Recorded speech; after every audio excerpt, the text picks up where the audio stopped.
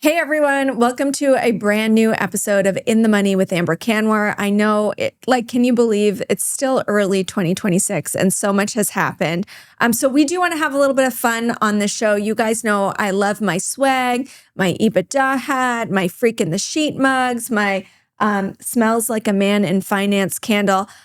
I'm sort of running out of things to print off and put on stuff. And I know you guys are super creative. So we're going to kick things off for the next month.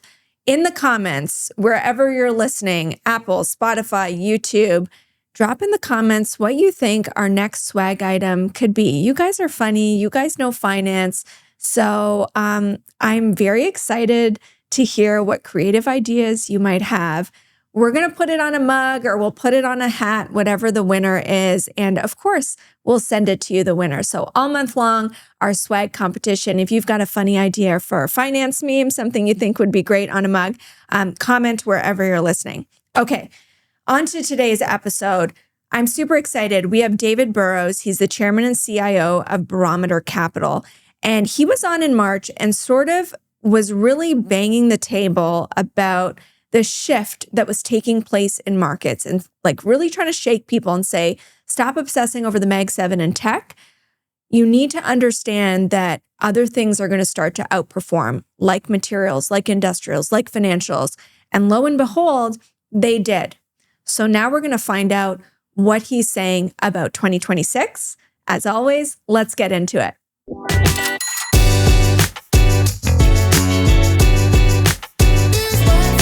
The information provided in this podcast is for informational purposes only and does not constitute financial, investment, or professional advice. The views expressed by the host and the guests are their own and do not necessarily reflect the opinions of any organization or company.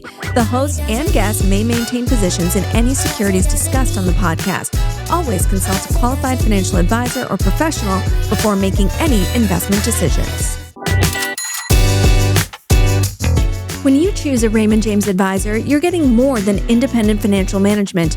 You're getting access to complete financial guidance under one roof. From tax and estate planning to trust services for generational wealth and strategies for life's key milestones like buying a home, funding your children's education, or preparing for retirement, they bring it together in one financial plan. What also makes Raymond James advisors unique is their complete independence. With no proprietary product to promote, you will benefit from personalized services, all backed by the strength and resources of Raymond James, a powerhouse with $100 billion in assets and over 520 advisors nationwide. Discover how Raymond James can help you live a life well planned. Visit raymondjames.ca.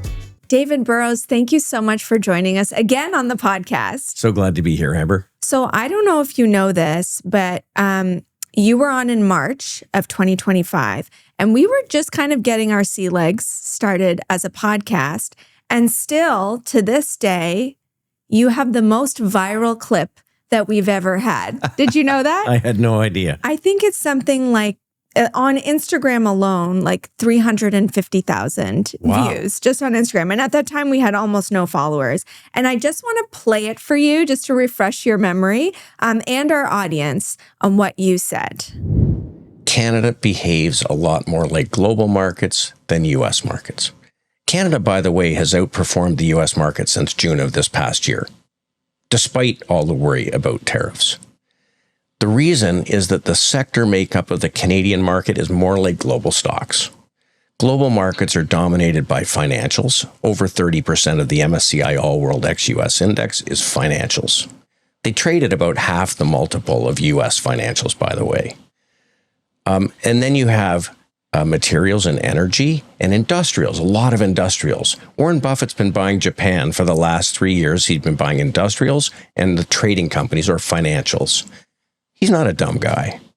So the reason that Canada behaves more like global stocks is our sector makeups are a lot more like we have a lower tech weight. European countries have 1%, 2%, 3%, 4% technology. The rest is, industrials and financials and consumer discretionary. So Canada's actually set up quite well. So Canada is actually set up quite well. You said that in March at a time where we were elbows up against the US. I think that's part of why it went viral, right? Yeah. This whole Canada Yeah. versus Yeah. US theme. But the other part is it turned out to be incredibly correct. Canada did outperform. And you got us away from the news flow of what was driving that. So cut to today, where the news flow is crazy, and we're trying to understand what's going to outperform in 2026. Yeah, it's really interesting. At the end of the day, it's about getting to the right neighborhood in the market. And the truth is, the things that are fueling the leadership right now are only getting stronger. So every country on earth is exercising fiscal stimulus. We have loose monetary policy everywhere. And so you can see the impact as it's washing through markets and things like commodities, where there's something that's scarce and protecting purchasing power. So I think this is going to continue. And I don't think just because we went through a new year, there's some new leadership. These are structural themes I think are going to go on for years. So this idea that Canada gets caught up in that, it's not necessarily Canada per se, but in your original clip, you said Canada just is a global market. And so the US, so overweight on tech, maybe it doesn't have what it takes for the next couple of years. Help us understand, what are the right neighborhoods right now? Well, when structural change starts, it's a little spotty at first. And this took 2 or 3 years really to get going. But pretty clearly, the leadership, things that are relatively outperforming are not what was outperforming, in 24 and early 25. And so I think this can go on a while. Like in the S&P 500, materials is 2%, And so a lot of portfolio managers say, well, why bother? It's only 2%. But if you have a real weight in materials, it's making a huge difference. We all are comfortable in Canada with financials because we didn't even get caught up in the financial crisis. But financials everywhere in the world are working. If you think about international stocks, Japan in 1990 was 45% of the total value of the world market. It's 5% today. So if you just go and buy the index, you're not necessarily getting to the right neighborhoods, especially in the S&P 500, because such a heavy tech weight that's relatively underperforming, and some of these other groups that are relatively outperforming, you want more exposure there. I imagine that talking today about commodities outperforming tech, about international outperforming the US, it's a message that absorbed a little easier because 2025 happened. And so people saw, okay, there is a world where other stuff can do better than tech. And tech wasn't awful. It just wasn't the best thing around compared to all the oxygen That's right. that it takes up. But you didn't just come around to this today or last year for that matter. This has been something that you've been working on for the last 2 years. Right. So take me back to that time, what you saw, because I think it would help people inform your approach when you're making these shifts in the market. And you're not a gold bug. You're not always in commodities. You can be very low in commodities. But what happened 2 years ago to make you shift? Because nobody 2 years ago was talking about this. So really, this all started about 5 years ago. And it started really deep in COVID with the incredible stimulus that got thrown at the market and the liquidity that was created. And it was happening after 40 years of falling interest rates. So we got to where we should have been seeing a generational low in inflation, and then they just poured all this gas on the fire. And so when you go from a disinflationary environment to a reflationary or inflationary environment, it takes time for that to gestate, and it doesn't go from 0 to 100 all at once. But structurally, what benefits in long-term rising rates is very different than what benefits in long-term falling rates. I was reading this morning on Bloomberg about all the gatings in the mortgage funds. Yeah. Well, when interest rates are falling, the power's in the hands of the borrower. When interest rates are rising, long-term rates, 10-year, 30-year yields, the power's in the hands of the lender. And so banks are lenders, and so these shifts take time. They get going, and then one by one, investors come around. When we started buying gold stocks 3 years ago, my young portfolio managers thought I had 3 heads. because, at 30 years old, they'd never seen a gold bull market. They'd only seen people lose money. And so I'm a macro investor. I come at it top down, and we're always watching the very long-term charts. And the US dollar started to top out in 2022 and has been weakening since then. And when the US dollar tops out, often international stocks start to wake up. Most international markets went nowhere from 2007 through 2021-22. Europe only woke up last year after not making a new high since 2007. When a big market makes a new high after 15 years, that's something to pay attention to, because now everybody's making money. There's nobody waiting for their price to get their money back. And then you can see new money get brought to bear, and it builds, and it can build for years. I think that's so interesting that you had to convince the kids in your office.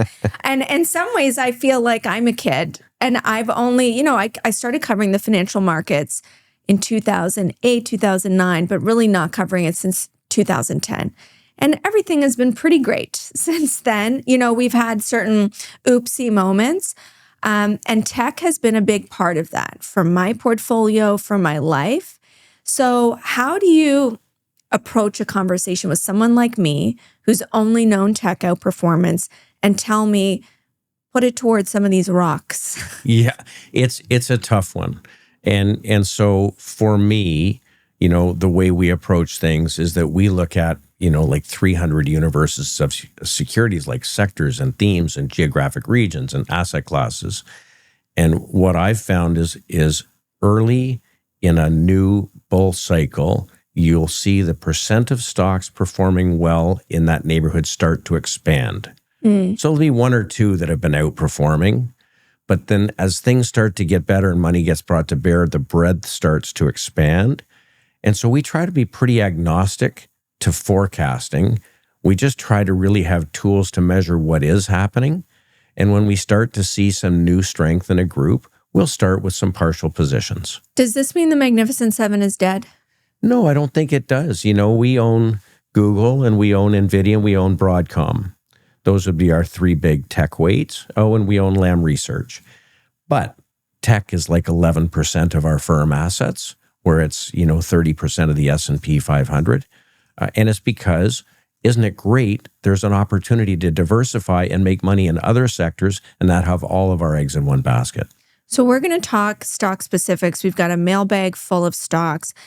But because this is your view, and back in March, you were kind of insulated from the news. And that turned out to be the right thing, actually. You should have just earmuffed all the tariff anxiety, because if you just stayed invested, that was the right thing, even if you stayed invested in the US.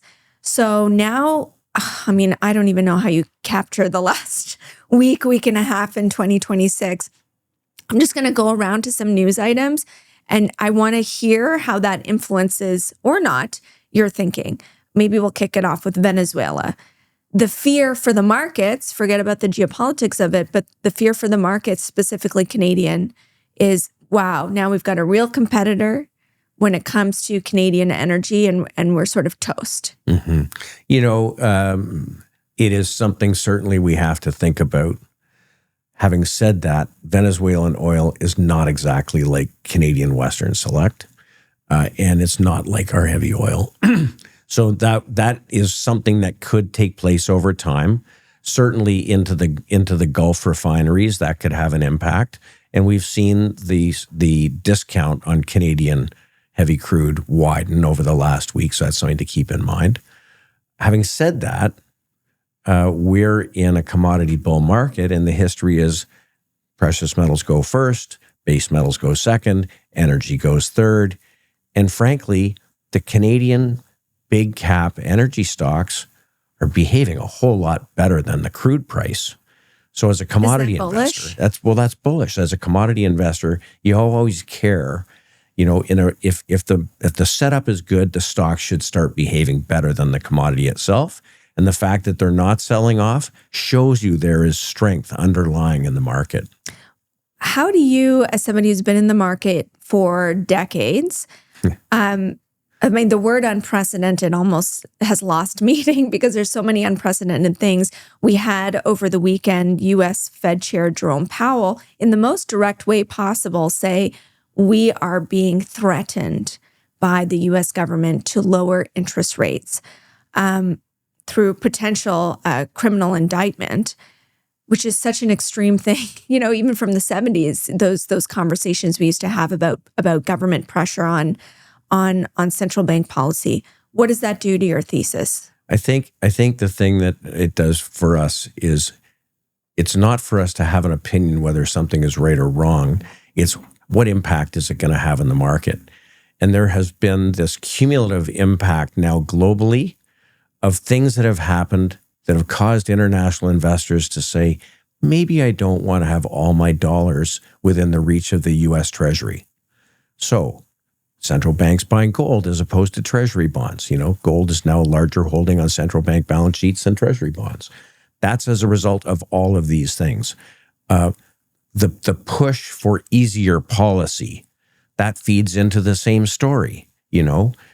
So it helps you to understand why some of these sectors are doing well, because clearly, you know, the push for Europe to spend more on defense, that's fiscal stimulus. The push for the Fed to give, you know, have lower interest rates, that's fiscally stimulative.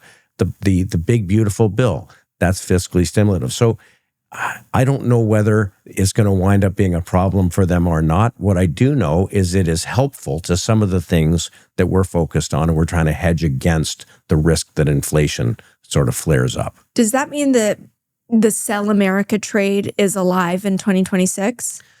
I think if you're a Japanese pension fund and you spent 20 years buying US dollars because it was appreciating, and using those dollars to buy Treasury bonds and U.S. stocks because they were performing and there was no local performance in your own market, and now your market is outperforming, the yen is kind of stabilizing, the bond market is offering a higher yield in JGBs than you can get in a Treasury bond and then hedge currency, why wouldn't they consider bringing some of the money home, whether or not they agree with the guy that's in control in the U.S., and maybe they don't?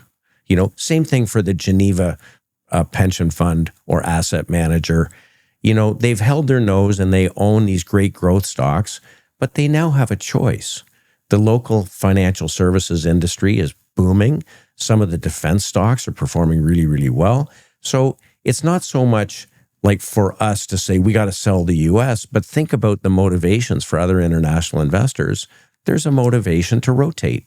It reminds me of that acronym, there is no alternative. Tina, our friend Tina. And I feel like now Tina's gone away. I think you're right. Because there is an alternative. Talk to me about how all of this flows into gold, which is at records. Does each notch of uncertainty further embolden gold bullion? Yeah, you know, a lot of people used to say to me, well, the only reason you'd want to own gold is because there's some disaster coming. And okay, that's one reason, but it's, you know, it's a scarce asset and it's been money for thousands of years. So the truth is, you know, there's lots of motivation. What I think makes this cycle so different, and, you know, we look at the cycle of the, you know, 2000 through 2011 or 1970 through 1980, both decades where gold had tremendous big runs. What makes this period different is all of the initial buying has been central banks, and they're not trading it. You know, I think the average portfolio, as per Morgan Stanley's research, has between 2 and 3% precious metals in their portfolios.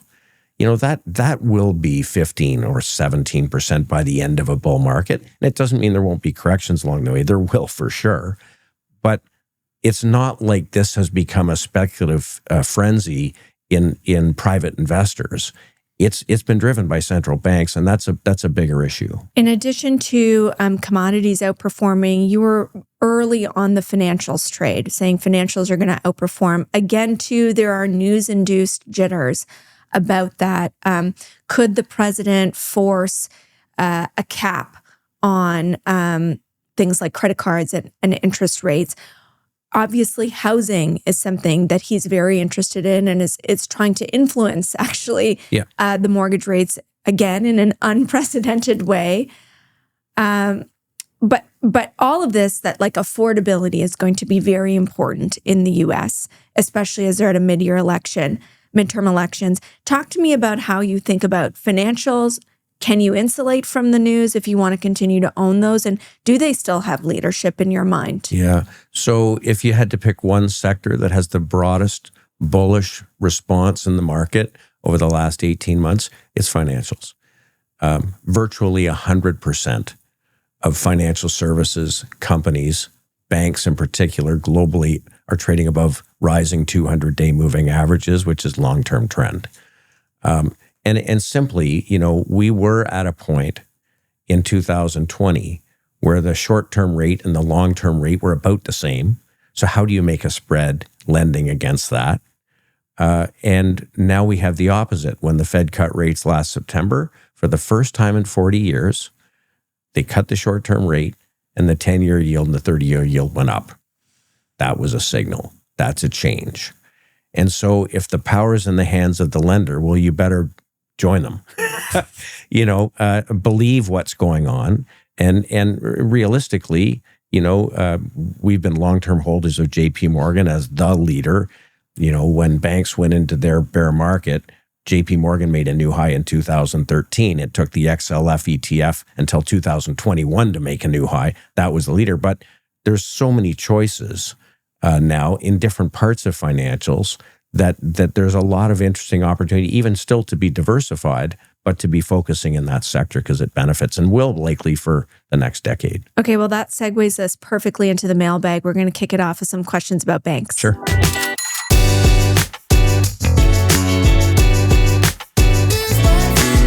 The mailbag is brought to you by BMO ETFs. If you're a do-it-yourself investor looking to take control of your portfolio, BMO ETFs makes it easy. Whether you're exploring stock replacement strategies or you want to find ETFs that hold your favorite companies, their tools are built to help you invest smarter. Check out the ETF Compare tool, the stock replacement tool, and news and insights under the tools section at bmoetfs.com. It's perfect for analyzing your options, spotting trends, and building a portfolio that fits your goals and timeline. Okay, our first question in the mailbag is actually about JP Morgan, which I know in the past had been a favorite of yours. Reporting this week, we're filming before results are out, so just full disclosure on that.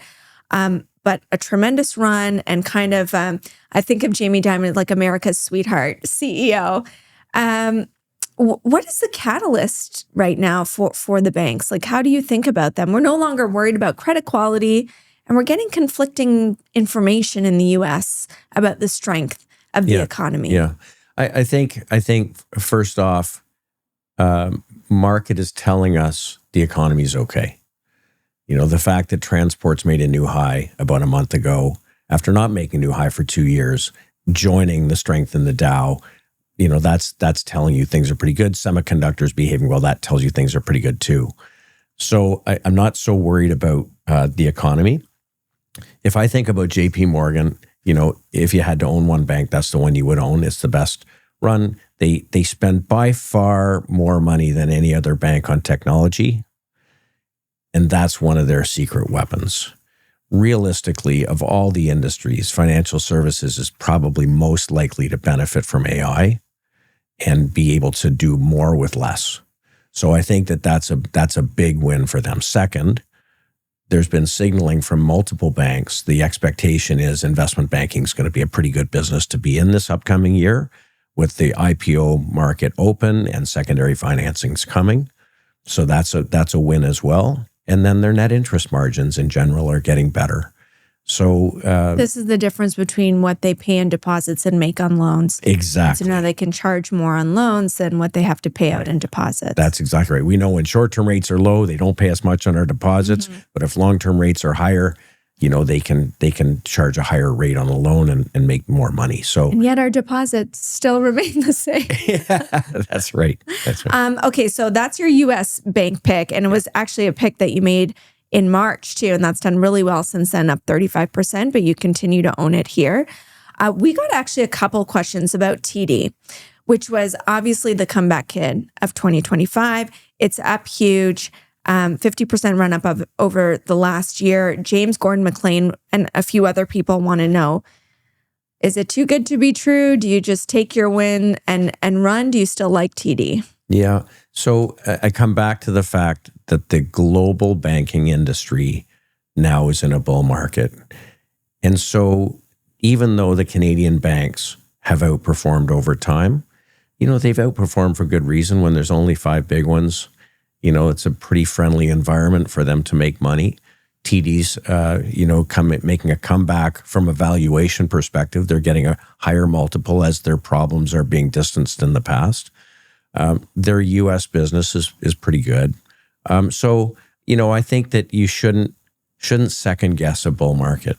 The conditions that have caused it are still fairly early days. And one of our big themes is dividend growth.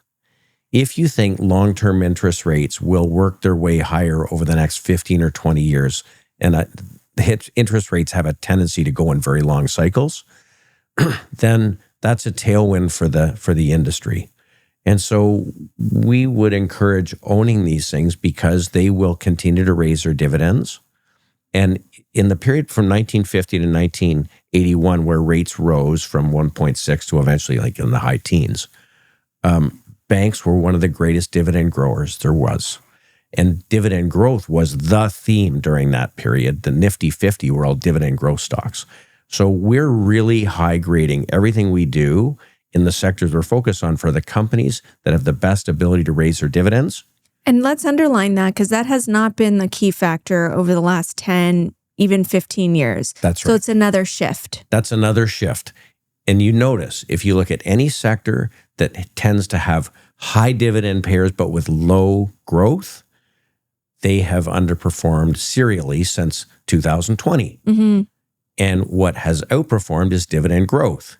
So you're getting lower dividend, but it's growing faster. And realistically, if you think about it logically, if you think you have a rising cost of living, having a rising stream of income is not a bad antidote.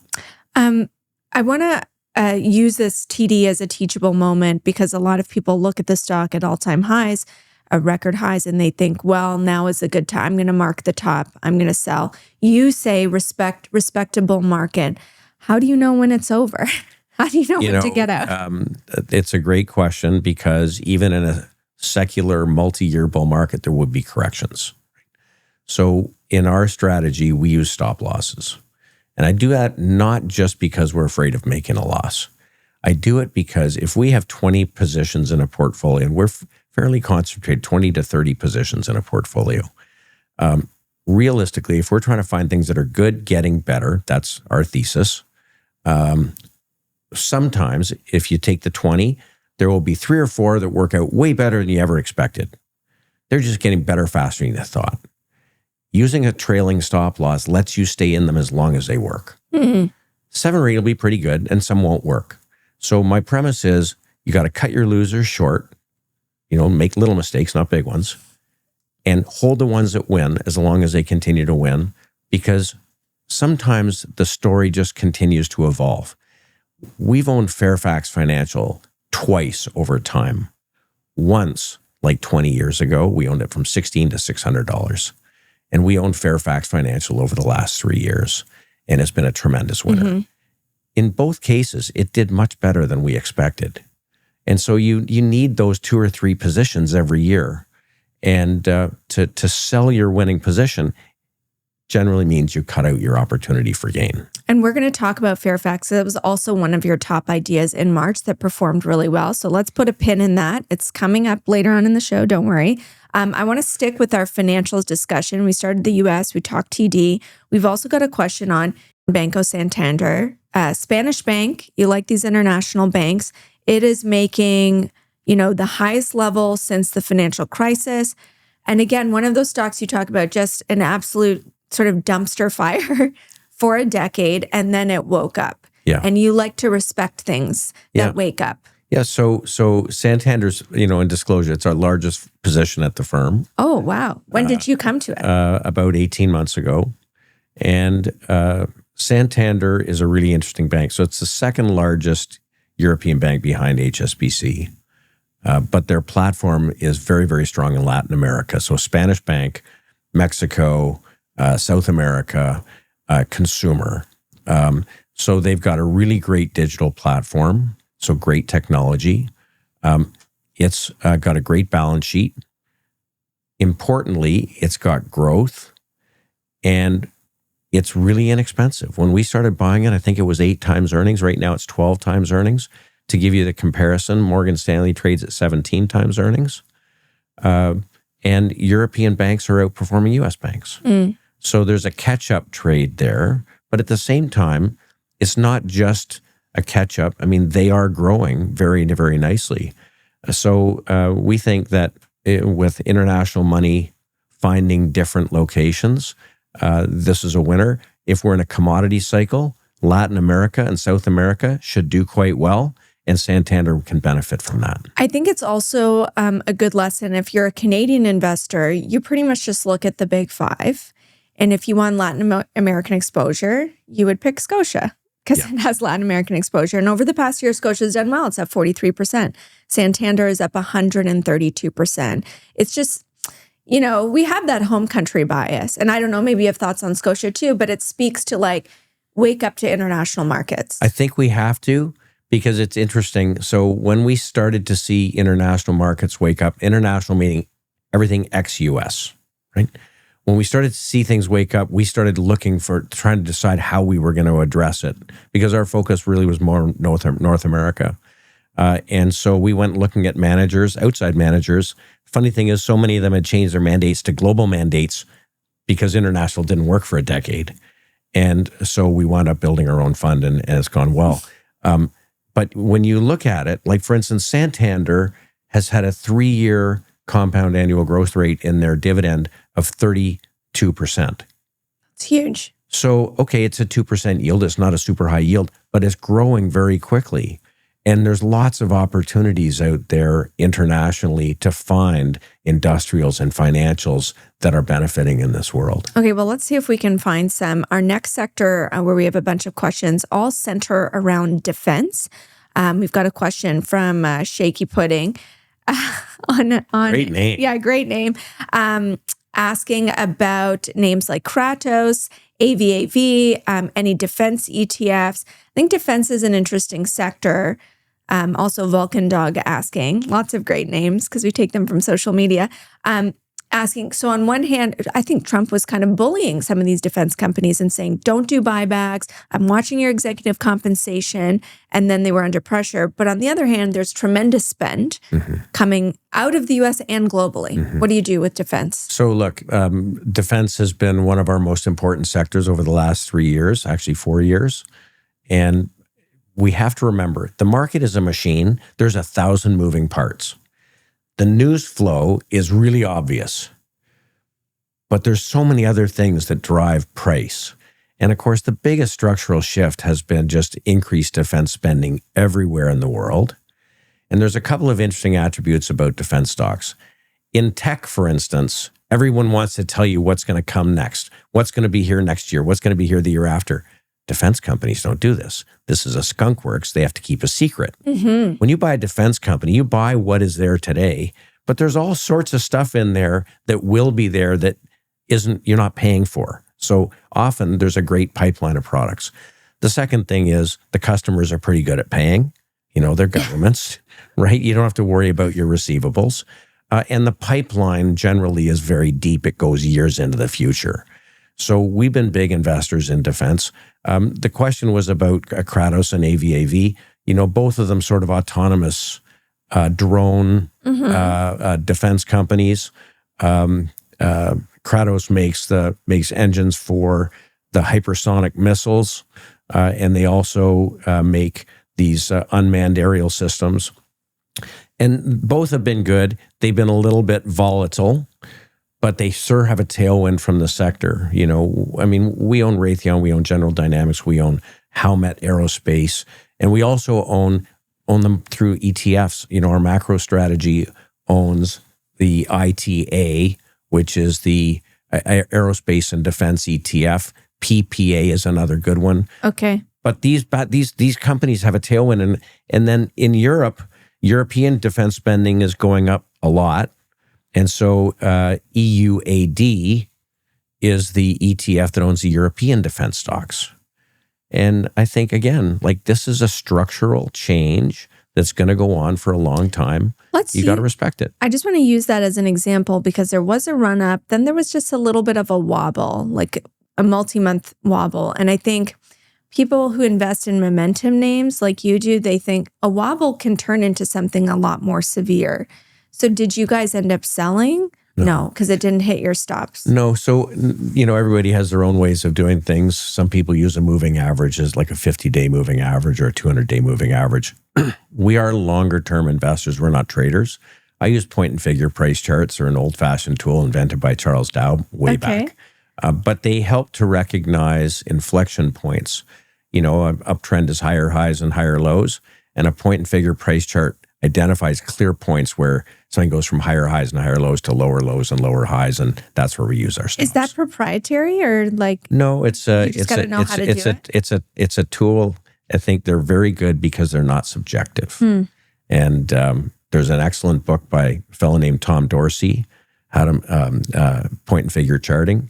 And I used these tools for 30 years. Okay, I like that. I'm sure there's a lot of people that are going to be looking up that book. Okay, we've got industrials, another sector that you liked. Not all industrials have done well. We've got a question on the rails, CP and CN rail.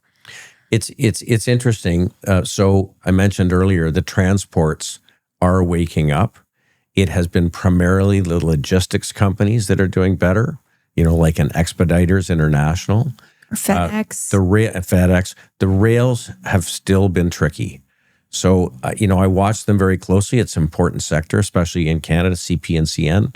Neither of the charts look very good. Ugh, I own CN, waiting for it to wake up. Yeah. I mean, if I had to make a choice, frankly, CP is the most logical because of their north-south, straight through to Mexico, single line railroad.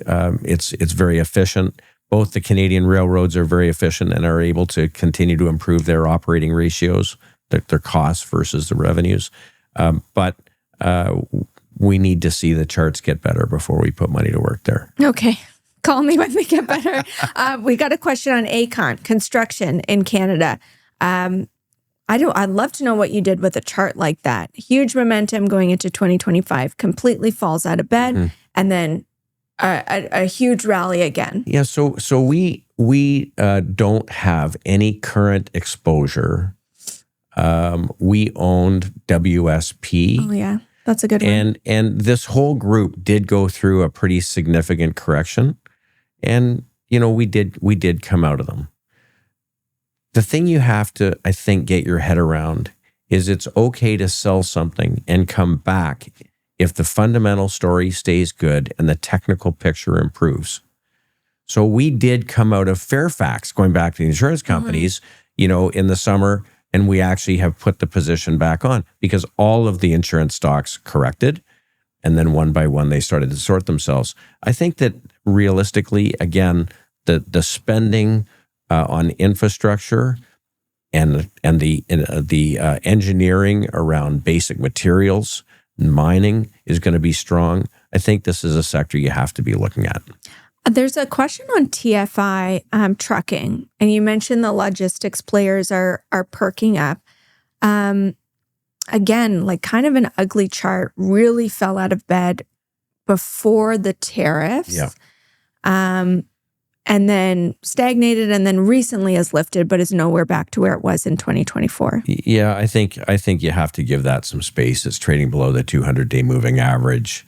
Think of it this way. There's an army of people who bought it in 24 and early 25 who are underwater. One of the reasons we like to buy stocks that are trading at new highs is because every shareholder is happy. There's no built-in sellers. When you buy something that's had a bad correction, you've got to work your way through all those folks who are just waiting for their price to get their money back. And if you only need 20 or 30 positions in a portfolio, you don't need to be fighting that tide. This is like therapy for me because I love a broken chart. And one of the things I I don't know if it was a New Year's resolution, but in 2025, I've said to myself, stop being afraid of buying things at record highs. Yeah. I mean, if you're in a structural theme, every new dollar is a new high. And so, it's our premise. You want to buy strong fundamental companies that have a catalyst for change. That means it's getting better, and with a price chart that supports your view. Because if it doesn't support your view, it may be that you're missing something that other folks have figured out. Yes. And it's a rotten feeling to figure that out too late. Google was an example. Yeah. Right? So, and I was a loser and I sold it. Everybody knows that. But you owned it. And so everybody felt like they wrote off Google. Yeah. Why didn't you write off Google? The chart should have told you to write off Google. Yeah. So in fairness, again, we came out of the stock in the spring of this year. Sorry, late fall last year. Mm-hmm.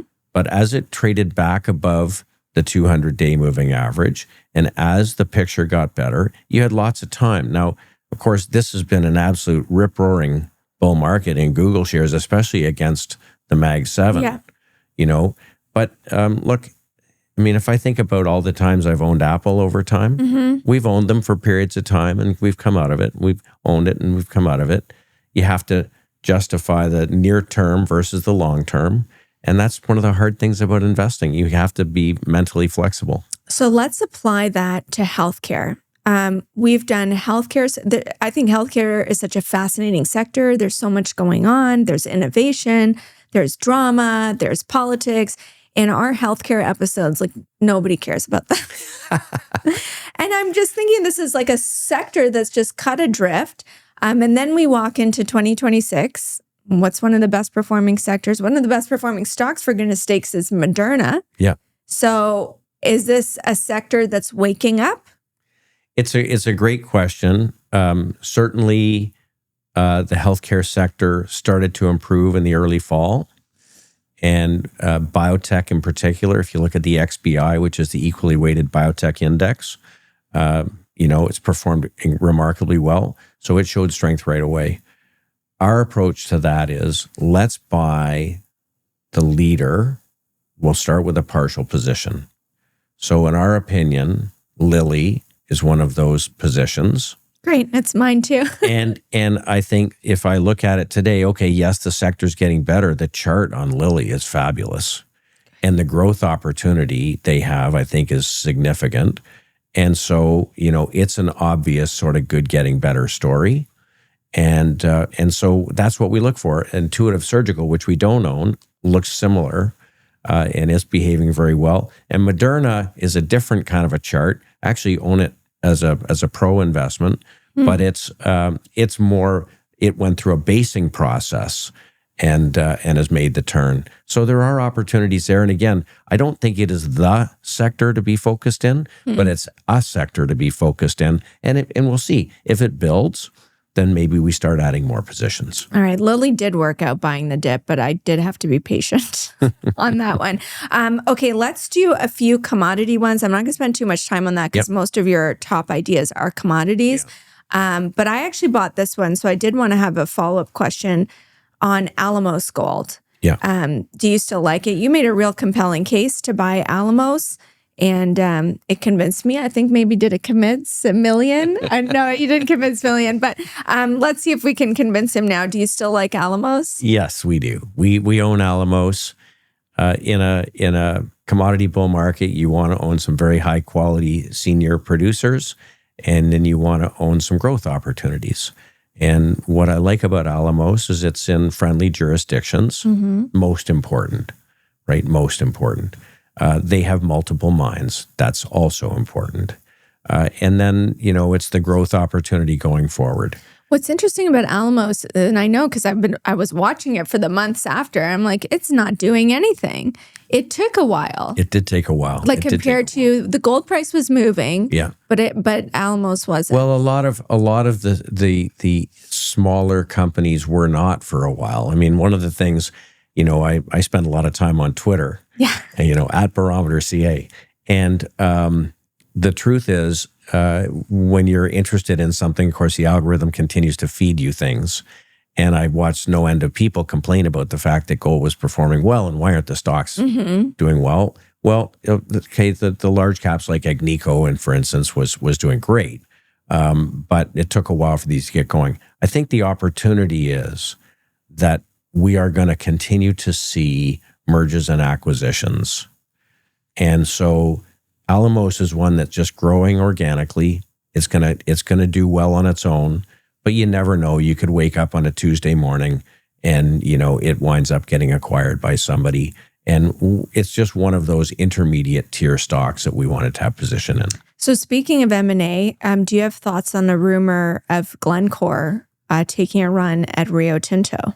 Yeah, I think that's something that has been sort of an on-again, off-again conversation. And, there have been lots of attempts by all of the major base metals companies to protect themselves, to become more pure copper players. And this would be an interesting one. The situation with Teck Resources, also, played into that. I think it's very possible. What's funny is when I saw the price tag or like the size of the company, the combined company being the biggest ever, the market cap was $200 billion, which sounds like a big number, but is actually like cute compared to $4 trillion, which is what NVIDIA is. Look, I'll go out on a limb, and there will be corrections, but I think that a lot of these companies over the next many years are going to be 5 and 10 baggers. Wow. So this sector will wind up being sort of 15% or 17% of the market if we have the kind of structural bull market it looks like we're going to have. And right now, it's obviously a much smaller piece. So markets are amorphous, they ebb and flow, and this is a sector that I think is going to be under accumulation for a long time. Okay, well, let's see if we can find some of those 5 and 10 bankers and take a look at your pro picks. Yeah.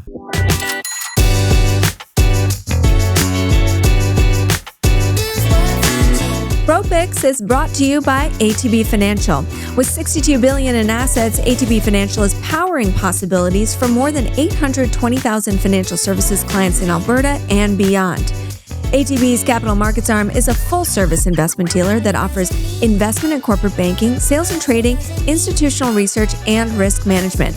Visit atb.com/inthemoney for more information. Okay, before we get to your top ideas, I want to revisit your past ones. JP Morgan, Fairfax Financial, Agnico Eagle, all have done tremendously well since you were on March 6th. Your average return is up 53%. So that has definitely outperformed the market. JP Morgan, you touched on, you still like. Respect Financials, JP Morgan is the best house in a good neighborhood.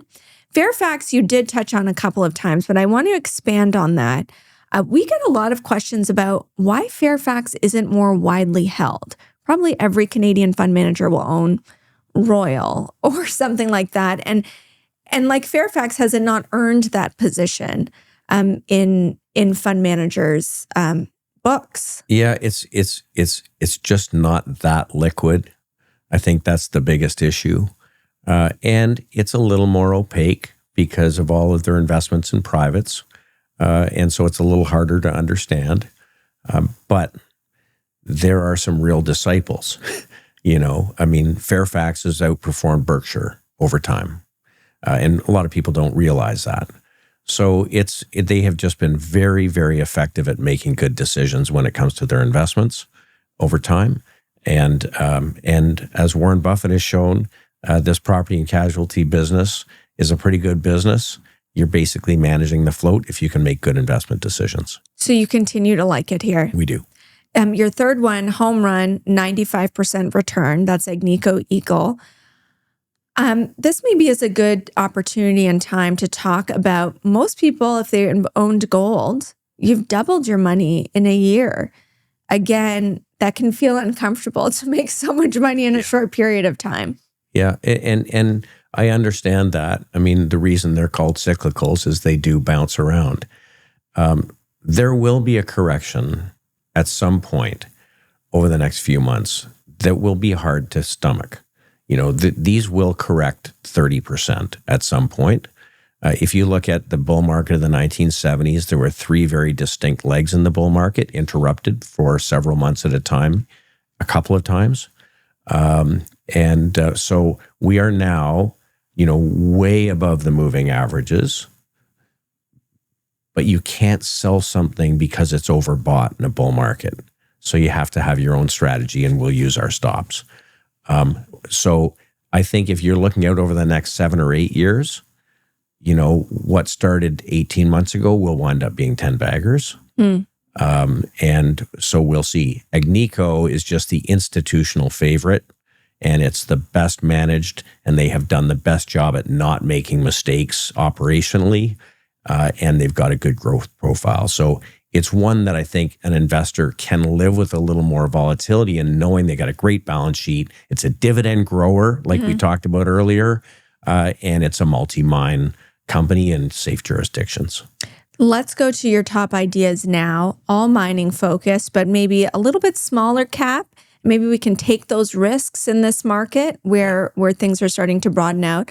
Hudbay Minerals is your first idea in copper. And we haven't talked too much about the fundamentals of copper, so I'd love your perspective on that. So we are going to be in a deficit of supply in copper, given all the things that are happening in the world, AI and energy transition and so on. The interesting thing about commodities and the reason they have long-term bull markets is because when they go out of favor, boards of directors get put in place to make sure the CEO doesn't spend any more money to get them through what is a bear market. What it means is by the time you wind up with firmer prices, there's no new production coming on. And so copper, like some other commodities, went kind of like 10 years with only a couple of big new projects coming on, and tech, of course, had one of them. So now we're facing what will likely be a deficit in production. And so we want to own things that are going to benefit from that. Hudbay has really good growth opportunity with their Copper World mine. And it's been de-risked. Mitsubishi just announced they've come in and they're funding the rest of the development, $400 million. And so now Hudbay can focus on the cash flow that will generate from this. And so the history is that precious metals perform well first in a secular bull market. Then the copper stocks and base metals companies join in. Of course, we're seeing that.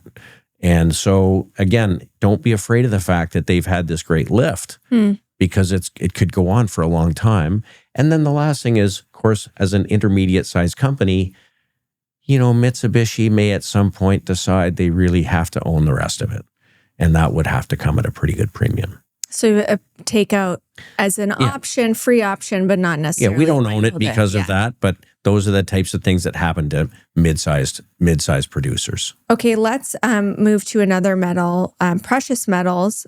Your idea as a streamer, Wheaton Precious Metals. Yeah. Why take this approach? I guess you have mining exposure. Yeah.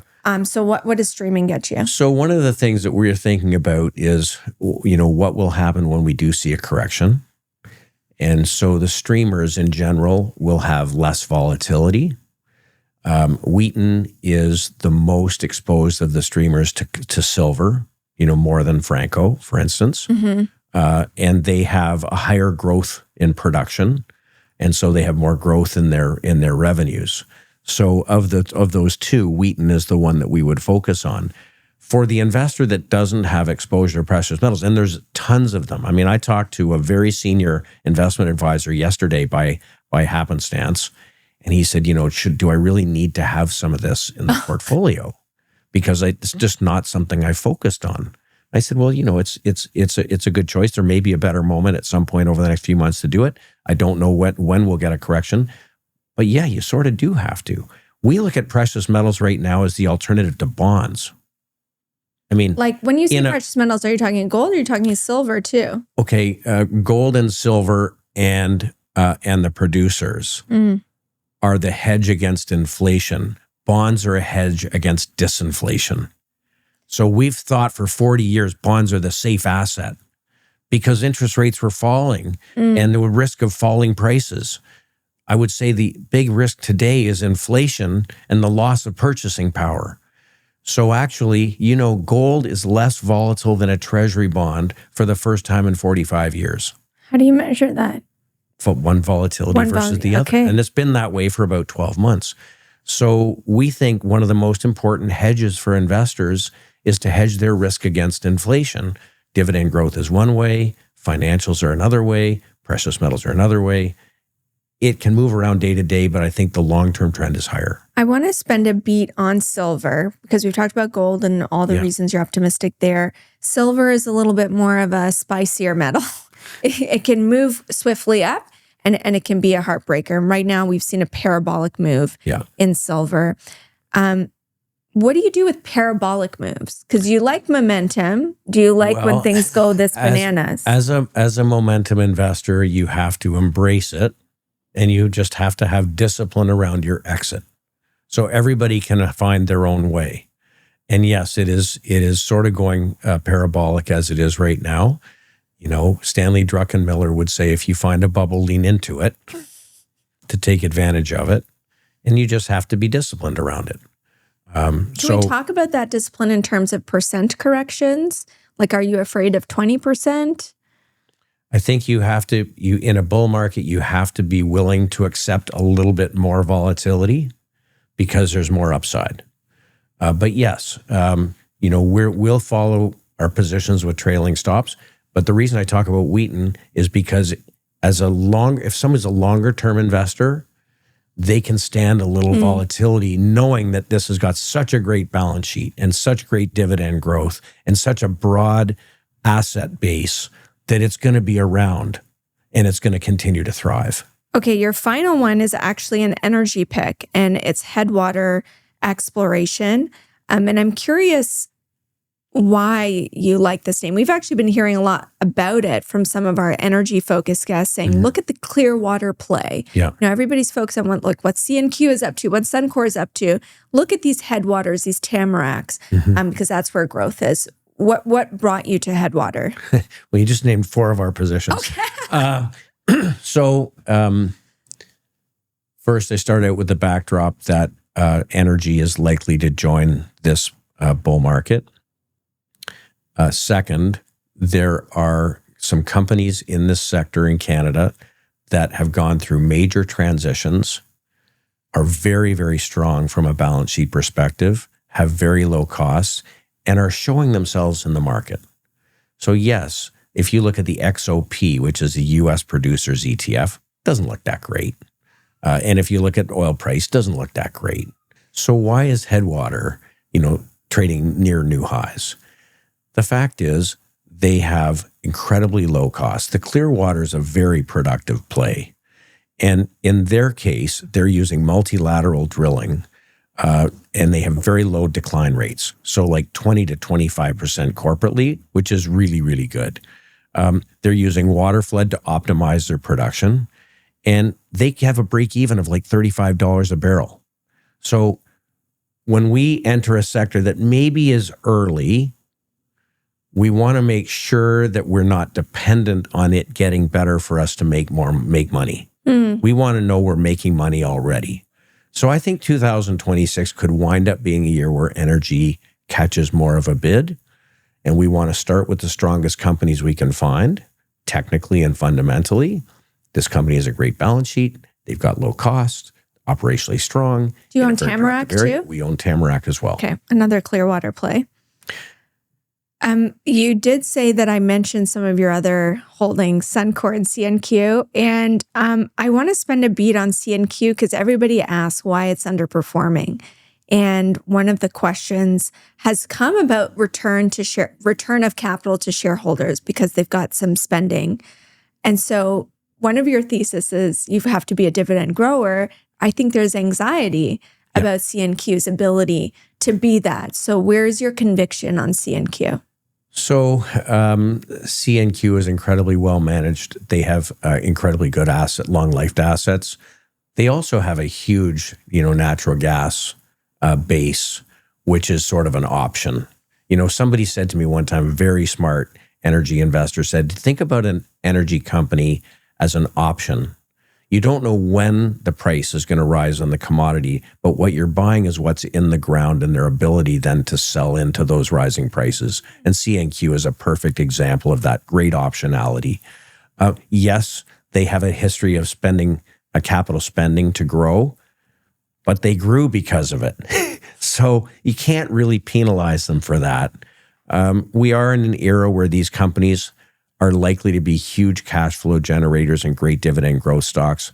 I don't think that the fact that they're spending money to grow means they won't grow their dividend as well. Capital return is going to continue to be an important part of their culture. Are you violating your own practices by owning CNQ? Just because looking at the chart, it's a really muddling along chart. If you pull the lens back. Yeah, longer term is much better. Like take to like a monthly chart. Okay. First of all, it's trading above 50-day. It's trading above the 200-day moving average. Like, it's not a problem there. A 50-week and 200-week. But if you look at the very long-term picture going back, it was in a bear market from 2008, where it topped out around $34, and finally traded through into a new bull market in the beginning of 2021. So in the last bull market, stock went up about 700%. That was between 2001 and 2008. Stock has corrected and consolidated. The long-term picture is very bullish. David, what a pleasure. Thank you so much for joining me. The audience would have killed me if I didn't ask you about CNQ, so I had to squeeze that one out there. But thanks so much for your insights and your ideas today. It was really fun being here. All right. Make sure you tune into our next episode. We've got Chadwick Westlake. He is the new CEO of EQB. This is one of the smaller Canadian banks and has the crown of being one of the worst performing in 2025. Those tend to be the best performing the following year. We'll see if EQB has got the strategy in place to become a winner this year. We'll get perspective from the CEO, who came in during difficult times after the sudden death of Andrew Moore, who was the CEO. So we'll talk about all of this. Don't miss that episode next week.